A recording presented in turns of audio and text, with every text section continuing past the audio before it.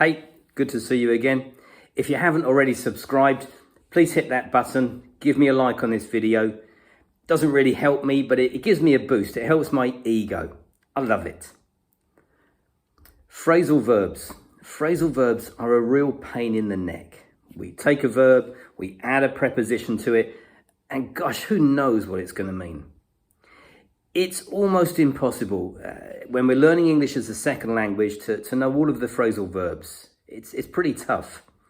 However, we can have good guesses sometimes when we look at the preposition. And briefly, I want to look at the preposition off today. Off often means to separate two things going away from each other, or one away from another one, to separate. Not always, but often. For example, John goes on a date with Julie. It goes well. Hallelujah. They go back to John's and John takes his shoes off, or takes off his shoes. And Julie does the same. And if it really goes well, the date, they're going to take their clothes off. But let's not continue down that line of thought. When we go on holiday, John and Julie, after the marriage, they go on honeymoon. They get on the plane and the plane takes off. It separates from the ground. As a young lad, my father would often tell me to take my elbows off the table. Oh, he was quite strict. So we have that separating feeling. And there are many phrasal verbs that fit this.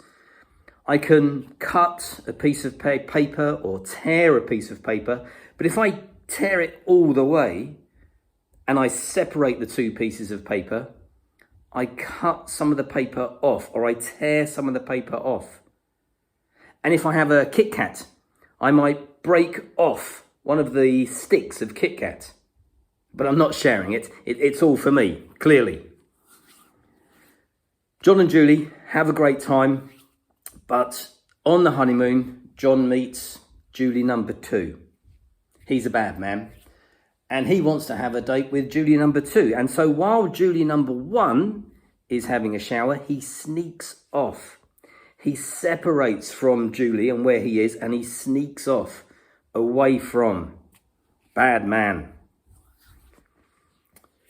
They come home. Julie's not happy. Julie number 1, that is. We didn't bring Julie number 2 home.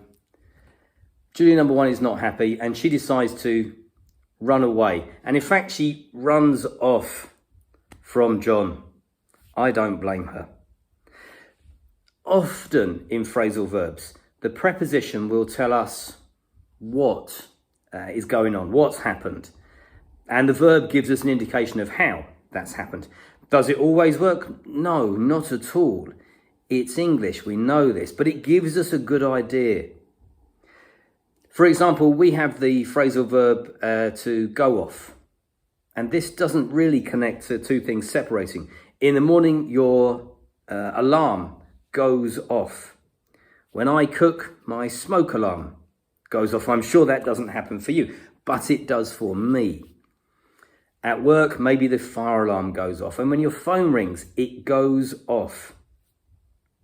There are some others.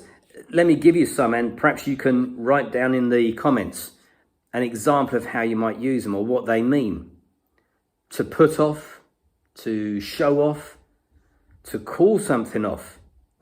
And my favourite one, to off. I won't mention that here. Hey, thanks very much for joining me.